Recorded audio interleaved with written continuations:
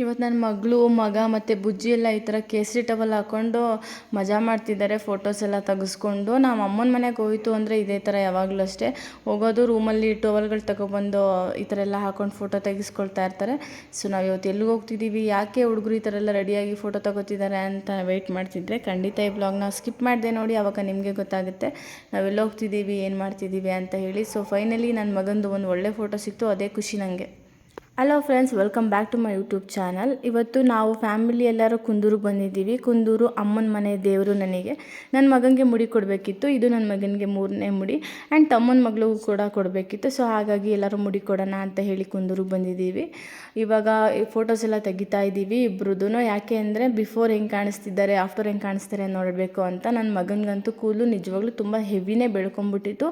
Family ಫಂಕ್ಷನ್ಗಳೆಲ್ಲ ಇದ್ದಿದ್ದರಿಂದ ನಾವು ಅವಳಿಗೆ ಇನ್ನೂ ಮುಡಿ ಕೊಡಿಸಿರ್ಲಿಲ್ಲ ಅವನಿಗೆ. ಇವಾಗ ಇಬ್ಬರು ಒಟ್ಟಿಗೆ ಕೊಡ್ಸೋಣ ಅಂತ ಹೇಳಿ ಕರ್ಕೊಂಡು ಬಂದಿದ್ದೀವಿ. ನಾವಿವಾಗ ಮುಡಿ ತೆಗಿತಾರಲ್ಲ ಅವ್ರಿಗೆ ಕಾಲ್ ಮಾಡಿ ವೆಯ್ಟ್ ಮಾಡ್ತಿದ್ದೀವಿ, ಅವ್ರು ಬರಬೇಕು. ಸೊ ಅಲ್ಲಿವರೆಗೂ ಈ ಥರ ಮಕ್ಕಳನ್ನ ಆಟ ಆಡಿಸ್ಕೊಂಡು ಕೂತಿದ್ದೀವಿ. ನಿಜವಾಗ್ಲೂ ಕುಂದೂರು ತುಂಬಾ ಚೆನ್ನಾಗಿದೆ. ಹಿಂದೆ ಕಾಣ್ತಿರ್ಬೋದು ನಿಮಗೆ, ಬೆಟ್ಟ ಇದೆ, ಬೆಟ್ಟದ ಮೇಲೆ ದೇವರಿದೆ, ಅದು ಗಂಡ ದೇವರು. ಅದು ಅಷ್ಟು ತುಂಬ ಪವರ್ಫುಲ್ ಅಂತಲೇ ಹೇಳ್ಬೋದು ಇಲ್ಲಿ ದೇವರು. ಇದು ದೇವಸ್ಥಾನ. ಇವತ್ತು ಮಂಗಳವಾರ ಬರಬೇಕಿತ್ತು ನಾವು. ಸೊ ಮಂಗಳವಾರ ಬರಲಿಲ್ಲ, ನಾವು ಶುಕ್ರವಾರ ಬಂದಿದ್ದೀವಿ. ಇವತ್ತು ಕೂಡ ಇಲ್ಲಿ ಪೂಜೆ ನಡೀತಾ ಇದೆ. ಮಂಗಳವಾರ ಇಲ್ಲಿ ಪೂಜೆ ನಡೀಲಿಲ್ವಂತೆ. ಸೊ ಇವಾಗ ಅವ್ರು ಬಂದರು, ಸ್ಟಾರ್ಟ್ ಆಗಿದೆ. ನೋಡಿ ನನ್ನ ಮಗ ಎಷ್ಟು ಕುಣ್ಕೊಂಡು ಅರಚಾಡ್ತಿದ್ದಾನೆ ಅಂತ. ಅವರು ದೊಡ್ಡವನಲ್ವ ಮೌರ್ಯ, ಸೊ ಹಾಗಾಗಿ ಇವನಿಗೆ ಫಸ್ಟ್ ಮುಡಿ ಕೊಡೋಣ ಅಂತ ಹೇಳಿದ್ರು. ಬಟ್ ಅವ್ನು ಆಡೋದು ನೋಡಿ ಅಂದರು, ನೆಕ್ಸ್ಟ್ ಇವನಿಗೆ ಮುಡಿನೇ ಕೊಡಬೇಡಿ, ನೀವು ಡೈರೆಕ್ಟ್ ಏನಾದರೂ ಕಟಿಂಗ್ನ ಮಾಡಿಸಿ ಕಟ ಮಾಡ್ತಾನೆ, ಮುಡಿ ಕೊಡ್ಸೋಕೆ ತುಂಬ ಕಷ್ಟ ಆಗುತ್ತೆ ನಿಮಗೆ ಅಂತ ಇದ್ರು. ಸೊ ಕಟಿಂಗ್ ಕೂಡ ಮಾಡ್ಸೋಕ್ಕಾಗಲ್ಲ ನೋಡಿ, ಇಷ್ಟು ಥರ ಜಂಪ್ ಮಾಡಿದ್ರೆ ಯಾರು ಕಟಿಂಗ್ ಮಾಡ್ತಾರೆ ಅವನಿಗೆ. ಸೊ ಹಂಗೆ ಟೈಮಲ್ಲಿ ಅಷ್ಟೇ ನನ್ನ ತಮ್ಮನೇ ಇಟ್ಕೋಬೇಕು, ಕುತ್ಕೊಂತಾನೆ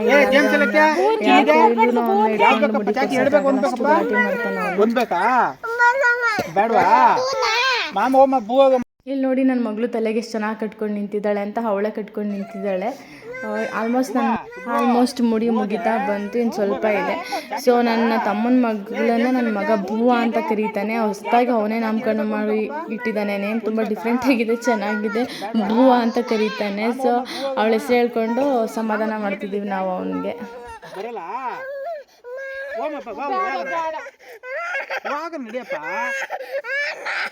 ಆಯ್ತು ನೋಡಿ ಹೋಗೋಣ. ನಿಂಗಿಲ್ಲ ಇಲ್ಲಿ ಐತಲ್ಲ ಮಗನೇ ಡುಗ್ಗು ಬನಾನಾ, ಅಲ್ಲಿ ಬನಾನಾ ಕೊಡ್ತೀವಿ ಮಮ್ಮಿ. ಬನಾನಾ ಬೇಕಪ್ಪ, ಬನಾನಾ ಬೇಕು. ನನ್ನ ಮಗಂದು ಮುಗೀತು, ಇವಾಗ ಬುಜ್ಜಿ ಕೊಡ್ತಾ ಇದ್ದೀವಿ. ಸೊ ಬುಜ್ಜಿಗೆ ಒಂದು ಚಾಕ್ಲೇಟ್ ಕೊಟ್ಟಿದ್ವಿ, ಅದು ಹಿಡ್ಕೊಂಡು ಸುಮ್ಮನೆ ಕೂತಿದ್ಲು. ನಾವು ತುಂಬ ಜೋರಾಗಿ ಹರಿಸ್ತಾಳೆ ಅಂತ ಎಕ್ಸ್ಪೆಕ್ಟ್ ಮಾಡಿದ್ವಿ, ಬಟ್ ನಿಜವಾಗ್ಲೂ ತುಂಬ ಸೈಲೆಂಟಾಗಿ ಕೂತಿದ್ಲು. ಅರ್ಧ ಮಾಡಿಸ್ಕೊಳ್ಳೋವರೆಗೂ ತುಂಬ ಸೈಲೆಂಟಾಗಿ ಕೂತಿದ್ಲು. ಅದಾದಮೇಲೆ ಫುಲ್ ಅವಳು ಗಲಾಟೆ ಮಾಡೋಕ್ಕೆ ಸ್ಟಾರ್ಟ್ ಮಾಡಿದ್ಲು. ಬಟ್ ಮೌರಿನಷ್ಟು ಗಲಾಟೆ ಮಾಡಲೇ ಇಲ್ಲ, ಅವಳು ಆರಾಮಾಗಿ ಮಾಡಿಸ್ಕೊಂಡ್ಳು. ನಾವು ಅಂದ್ಕೊಂಡಿದ್ವಿ ತುಂಬ ಜಾಸ್ತಿ ಗಲಾಟೆ ಮಾಡ್ತಾರೆ ಅಂತ. ಮಕ್ಕಳಿಗೆ ಮುಡಿ ಕೊಡೋದಂತೂ ನಿಜವಾಗ್ಲೂ ತುಂಬಾ ರಿಸ್ಕ್ ಅಂತಲೇ ಹೇಳ್ಬೋದು. ನಾವಂತೂ ಹಿಂದಿನ ದಿನ ಎಲ್ಲ ಫುಲ್ ಇದೇ ಮಾತಾಡಿದ್ದೀವಿ, ಯಾರೆಷ್ಟು ಗಲಾಟೆ ಮಾಡ್ತಾರೆ, ಹೆಂಗೆ ಹಿಡ್ಕೋಬೇಕು. ಗೊಂಬೆ ಟೈಮಲ್ಲಿ ನಾವು ಗೊಂಬೆಗೆ ಮುಡಿ ಕೊಟ್ಟಾಗ ಅವಳು ಎಷ್ಟು ಹಠ ಮಾಡಿದ್ಲು ಅಂತ. ಇವ್ರಿಗೆಲ್ಲ ಕಂಪೇರ್ ಮಾಡಿದ್ರೆ ಜಾಸ್ತಿ ಹಠ ಮಾಡಿದ್ಲು ಗೊಂಬೆ ಅಂತಲೇ ಹೇಳ್ಬೋದು. ಅವಳಿಗೆ 5 ಜನ ಹಿಡ್ಕೊಂಡಿದ್ವಿ ನಾವು. 3rd ಟೈಮ್ ಮುಡಿ ಕೊಡಬೇಕಂದ್ರೆ ಕುಂದೂರಲ್ಲಿ ನಾವು ಅವಳಿಗೆ. ಸೊ 5 ಜನ ಹಿಡ್ಕೊಂಡಿದ್ವಿ, ಅಷ್ಟು ಗಲಾಟೆ ಮಾಡಿದ್ಲು ಆ ಟೈಮಲ್ಲಿ ಅವಳು. ಇವರೆಲ್ಲ ಓಕೆ, ಬುಜ್ಜಿ ಅಂತೂ ನಿಜವಾಗ್ಲೂ ಜಾಸ್ತಿ ಓಕೆ ಅಂತಲೇ ಹೇಳ್ಬೋದು. ಸ್ವಲ್ಪ ಖುಷಿಯೂ ಆಯಿತು ನಮಗೆ, ಆರಾಮಾಗಿ ಮಾಡಿಸ್ಕೊಡ್ಲು, ತುಂಬ ರಿಸ್ಕ್ ಆಗಲಿಲ್ಲ. ಸ್ವಲ್ಪ ಲಾಸ್ಟಲ್ಲಿ ಅಳ್ತಾ ಇದ್ಲು ಅನ್ನೋದು ಬಿಟ್ಟರೆ ಚೆನ್ನಾಗೇ ಮಾಡಿಸ್ಕೊಟ್ಲು. ಮುಡಿ ಕೂಡ ಚೆನ್ನಾಗೇ ಮಾಡಿಕೊಟ್ರು ಅವರು. ನೋಡಿ ಹೆಂಗೆ ಗಲಾಟೆ ಮಾಡ್ತಿದ್ದಾಳೆ ಹತ್ಕೊಂಡು ಅಂತ. ಫಸ್ಟ್ ಚಾಕ್ಲೇಟ್ ಕವರ್ ಕೊಟ್ಟಾಗ ಹಿಡ್ಕೊಂಡು ಆರಾಮಾಗಿ ಕೂತಿದ್ಲು. ಯಾವಾಗ ಕೂದಲು ಅವಳು ಮುಖದ ಮೇಲೆ ಕಣ್ಣ ಮೇಲೆಲ್ಲ ಬರೋಕ್ಕೆ ಸ್ಟಾರ್ಟ್ ಆಯಿತು, ಆವಾಗ ಅಳೋದಕ್ಕೆ ಸ್ಟಾರ್ಟ್ ಮಾಡ್ಕೊಂಡ್ಳು ಅವಳು. ಇವಾಗ ಮುಡಿಯೆಲ್ಲ ಮುಗೀತು ನೋಡಿ. ಇದು ಬಿಫೋರ್ ಲುಕ್ಕು. ನನ್ನ ಮಗಂಗಂತೂ ಕೂದಲು ಜಾಸ್ತಿನೇ ಬೆಳ್ಕೊಂಬಿಟ್ಟಿತ್ತು. ಇದು ಆಫ್ಟರ್ ಲುಕ್ಕು. ಇವಾಗಂತೂ ಚೆನ್ನಾಗೇ ಕಾಣಿಸ್ತಿದ್ದಾನೆ ನನ್ನ ಮಗ ಮತ್ತು ಬುಜ್ಜಿ ಅಂತಲೇ ಹೇಳ್ಬೋದು. 2 ಬುಂಡೆಕಾಯಿಗಳು, 2 ಹಸಕಿ ತಂಬಿಟ್ಗಳ ಥರ ಕಾಣ್ತಿದ್ದಾರೆ. ಸೊ ಫೋಟೋಸ್ ನಾವು ತೆಗಿಯೋಣ ಸ್ಟೇಟಸ್ಗೆ ಹಾಕೋದಕ್ಕೆ ಅಂತ ನಾವು ಸರ್ಕಸ್ ಮಾಡ್ತಿದ್ವಿ. ನೋಡಿ ಮಕ್ಕಳಿಗೆ ಫೋಟೋಸ್ ತೆಗಿಬೇಕು ಅಂತ ಹೇಳಿದ್ರೆ ಪೇರೆಂಟ್ಸ್ ಎಷ್ಟು ಸರ್ಕಸ್ ಮಾಡಬೇಕು ಅಂತ.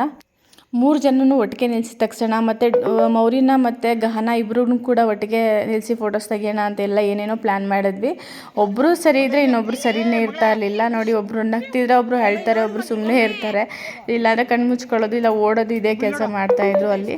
ಸೊ ಹಂಗಾಗಿ ನಾವು ಅಂದ್ಕೊಂಡಿದ್ದ ಥರ ನಾವು ಅಲ್ಲಿ ಫೋಟೋಸ್ನ ತೆಗಿಯೋಕ್ಕಾಗಲಿಲ್ಲ. ಇಲ್ಲಿ ದೇವಸ್ಥಾನದಲ್ಲಿ ಅಭಿಷೇಕ ನಡೀತಾ ಇದೆ. ಮಂಗಳವಾರ ಬಾಯ್ಕಟ್ ಅಂತ ಮಾಡಿದ್ರಂತೆ, ಅಂದರೆ ಕಡೆ ಕಾರ್ತಿಗೆ ಸೋಮವಾರ ಇರೋದ್ರಿಂದ ಮಂಗಳವಾರ ಡೋರ್ ಕ್ಲೋಸ್ ಮಾಡಿದ್ರಂತೆ, ಪೂಜೆ ಇರಲಿಲ್ವಂತೆ. ಸೊ ಹಂಗಾಗಿ ಹಾಗಾಗಿ ಶುಕ್ರವಾರ ಕೂಡ ಅಲ್ಲಿ ಪೂಜೆಗೆ ಅಂತ ಹೇಳಿ ಬಂದಿದ್ದರು. ಸೊ ಇದು ದೇವಸ್ಥಾನದ ಒಳಗಡೆ ಕುತ್ಕೊಳ್ಳೋದಕ್ಕೆಲ್ಲ ಈ ಥರ ಎಲ್ಲ ಮಾಡಿದ್ದಾರೆ. ಫಸ್ಟ್ ಇದೆಲ್ಲ ಏನೂ ಇರಲಿಲ್ಲ ನಾವು ಚಿಕ್ಕವರಲ್ಲಿದ್ದಾಗ. ಹೋಗ್ತಾ ಹೋಗ್ತಾ ಈ ದೇವಸ್ಥಾನ ಬೇರೆ ಥರನೇ ಇತ್ತು. ದೇವಸ್ಥಾನ ಎಲ್ಲ ಮಾಡಿದ್ಮೇಲೆ ಈ ಥರ ಎಲ್ಲ ಬೆಂಚ್ ಕಲ್ಲೆಲ್ಲ ಹಾಕಿದ್ದಾರೆ, ಮರಗಳೆಲ್ಲ ಇದೆ, ಚೆನ್ನಾಗಿದೆ ಕುತ್ಕೊಂಡು ಆರಾಮಾಗಿ ಎಂಜಾಯ್ ಮಾಡೋದಕ್ಕೆ. ಇಲ್ಲಿ ಬಾದಾಮಿ ಮರಗಳಿದೆ. ಇದನ್ನು ನಾವು ಬಾದಾಮಿ ಮರಗಳಂತಲೇ ಕರಿತೀವಿ. ಫುಲ್ ಸರೌಂಡಿಂಗಲ್ಲೆಲ್ಲ ಇದೆ. ಅಲ್ಲಿ ಒಂದು ರೆಡ್ ಕಲರ್ ಕಾಯಿ ಬಿಡುತ್ತೆ. ಸೊ ನಾವು ಚೈಲ್ಡ್ಹುಡ್ಡಲ್ಲಿ ಆ ಕಾಯಿ ತೊಗೊಬಂದು ಕೆಚ್ಕೊಂಡು ತಿಂತಿದ್ವಿ. ಸೊ ಇಲ್ಲೂ ಅದೇ ಸಿಕ್ತು, ಅದನ್ನೆಲ್ಲ ಕೆಚ್ಕೊಂಡು ತಿಂದ್ವಿ. ತುಂಬ ಚೆನ್ನಾಗಿತ್ತು. ಬಟ್ ನಾನು ವಿಡಿಯೋ ಮಾಡೋಕ್ಕಾಗಲಿಲ್ಲ. ಇಲ್ಲಿ ಯಾವಾಗಲೂ ಅಷ್ಟೇ ಮಂಗಳವಾರ ಮತ್ತು ಶುಕ್ರವಾರ ಯಾರಾದರೂ ಭಕ್ತಾದಿಗಳು ಬಂದು ಇಲ್ಲಿ ಈ ಥರ ಎಲ್ಲ ಅಡುಗೆ ಮಾಡ್ತಾರೆ. ಇವರು ಕೋಡಳ್ಳಿಯವರಂತೆ, ಚನ್ನಪಟ್ಟಣ ಸೈಡ್ ಅವರು. ಸೊ ಅವರು ಕೂಡ ಅವತ್ತು ಮಂಗಳವಾರ ಬಂದಿರಲಿಲ್ವಲ್ಲ, ಹಾಗಾಗಿ ಶುಕ್ರವಾರ ಬಂದು ಅಡುಗೆ ಎಲ್ಲ ಮಾಡ್ತಾಯಿದ್ರು. ಯಾರೋ ಭಕ್ತಾದಿಗಳು ಬಂದು ಅಡುಗೆ ಮಾಡಿಲ್ಲ ಅಂತ ಹೇಳಿದರೆ ದೇವಸ್ಥಾನದಲ್ಲೇ ಕೂಡ ಅಡುಗೆ ಎಲ್ಲ ಮಾಡ್ತಾರೆ. ಸೊ ಯಾರೇ ಹೋದರೂ ಅಷ್ಟೇ ಅಲ್ಲಿ ಮಂಗಳವಾರ ಮತ್ತು ಶುಕ್ರವಾರ ಊಟ ಹಾಕಿ ಕಳಿಸೋದು.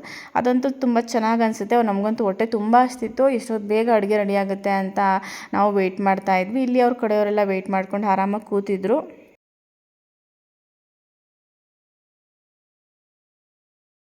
ನಾವು ದೇವಸ್ಥಾನಕ್ಕೆ ಹೋದಾಗ ನಮಗೆ ಅಲ್ಲಿ ಒಂದು ಇನ್ಸಿಡೆಂಟ್ ಬಗ್ಗೆ ಹೇಳಿದರು. ಅಂದರೆ ಕಡೆ ಕಾರ್ತಿಗೆ ಇರೋದ್ರಿಂದ ಸೋಮವಾರ ಪೂಜೆ ಇತ್ತಂತೆ, ಮಂಗಳವಾರ ದೇವಸ್ಥಾನ ಕ್ಲೋಸ್ ಆಗಿತ್ತು. ಬುಧವಾರ ಯಾರೋ ಈ ಥರ 5 ಜನ ಹುಡುಗರು ದೇವಸ್ಥಾನಕ್ಕೆ ಹೋಗಿದ್ದಾರೆ. ಬೆಟ್ಟದ ಮೇಲೆ ಹೋಗಿದ್ದಾರೆ. ಬೆಟ್ಟದ ಮೇಲೆ ದೇವಸ್ಥಾನ ಇದೆ, ಅದು ವರ್ಷಕ್ಕೆ ಒಂದೇ ಸಲ ಓಪನ್ ಆಗೋದು. ಅದು ದೀಪಾವಳಿ ಹಬ್ಬದ ಟೈಮಲ್ಲಿ ಮಾತ್ರ ಓಪನ್ ಆಗುತ್ತೆ. ಬೆಟ್ಟದ ಮೇಲೆ ಒಂದು ಕೊಳ ಇದೆ, ಅಲ್ಲಿಂದ ವರ್ಷಕ್ಕೆ ಒಂದು ಸಲ ಹೋಮಕ್ಕೆ ಅಂತ ನೀರು ತೊಗೊಂಬರ್ತಾರಂತೆ. ತುಂಬ ಪವಿತ್ರವಾದ ಕೊಳ ಅದು, ತುಂಬ ಚಿಕ್ಕದಾಗಿದೆ, ದೊಡ್ಡದಾಗೆಲ್ಲ ಏನೂ ಇಲ್ಲ. ಅಲ್ಲಿ ಯಾರು ಹೋದರೆ ನಾವು ಕೊಳದಿಂದ ನೀರು ತೊಗೊಂಡು ಕುಡೀತು ಅಂತ ಹೇಳಿದ್ರೆ ಒಂದು ಸಲ ಮಾತ್ರ ಕುಡಿಬೇಕು. 2ನೇ ಸಲ ನಾವು ಎಂಜಲು ಕೈಯಿಂದ ಮತ್ತೆ ಅದನ್ನು ಮುಟ್ಟಿದ್ರೆ ಅಲ್ಲಿ ಜೇನುಗಳು ತುಂಬ ಇದೆ, ಅದೆಲ್ಲ ಬಂದು ನಮ್ಗೆ ಅಟ್ಯಾಕ್ ಮಾಡುತ್ತೆ.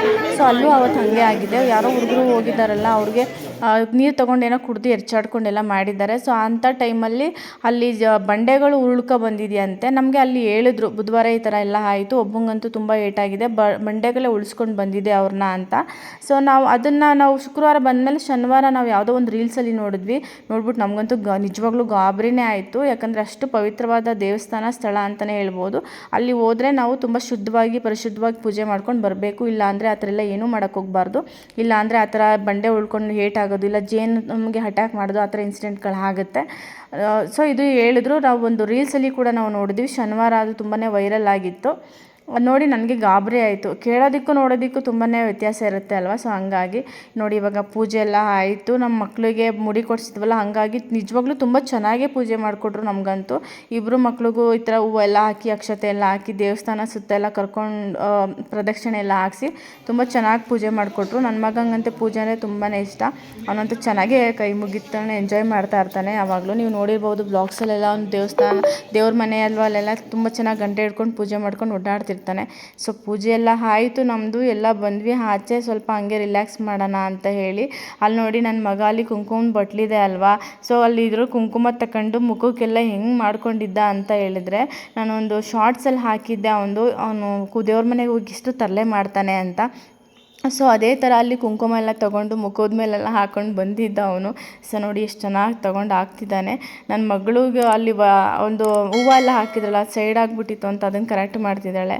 ಸೊ ಇಲ್ಲೂ ಅಷ್ಟೇ ನನ್ನ ಮಗ ಓಡ್ತಾನೆ, ಹಿಡ್ಗಾಯಿ ಹೊಡಿತಾ ಇದ್ದರೆ ನನ್ನ ತಮ್ಮ ಎಲ್ಲ ಅಷ್ಟೇ ದೇವ್ರು ನೋಡಿದ ತಕ್ಷಣ ಈ ಥರ ಓಡೋದು, ಕೈ ಮುಗಿಯೋದು, ದೇವಸ್ಥಾನ ಒಳಗೆ ಹೋಗೋದು, ಹಂಗೆಲ್ಲ ಮಾಡ್ತಿದ್ದಾನೆ.